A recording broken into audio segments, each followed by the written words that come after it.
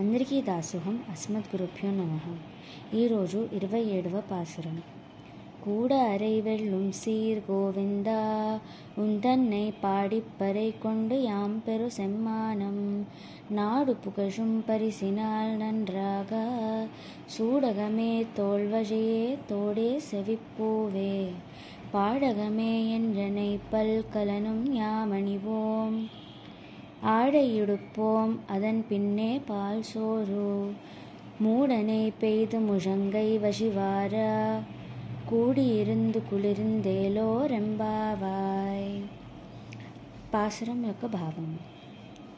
నిన్ను ఆశ్రయించిన వారిని జయించగలిగిన కళ్యాణ గుణములు గల గోవింద, నిన్ను స్తోత్రము చేసి ప్రాప్యమును పొందిన సన్మానం మాత్రమే కాక దేశమంతా కీర్తించేటట్లు కంకణములను, భుజకీర్తులను, చెవులకి పెట్టుకునే ఆభరణములను, పుష్పములను, కాలి అందెలు మొదలగు సమస్త ఆభరణములను అలంకరించుకుంటాము.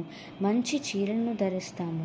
తర్వాత పాలతో చేరిన అన్నమును నేతితో చేర్చి ముంజేతి గుండా నెయ్యి కారునట్లు భుజించి నీతో కలిసి ఉండి మా తాపము చల్లారునట్లుగా అనుభవించి నీ విరహము వలన కలిగిన బాధ తీరి సుఖముగా ఉండాలని కోరుకుంటున్నాము.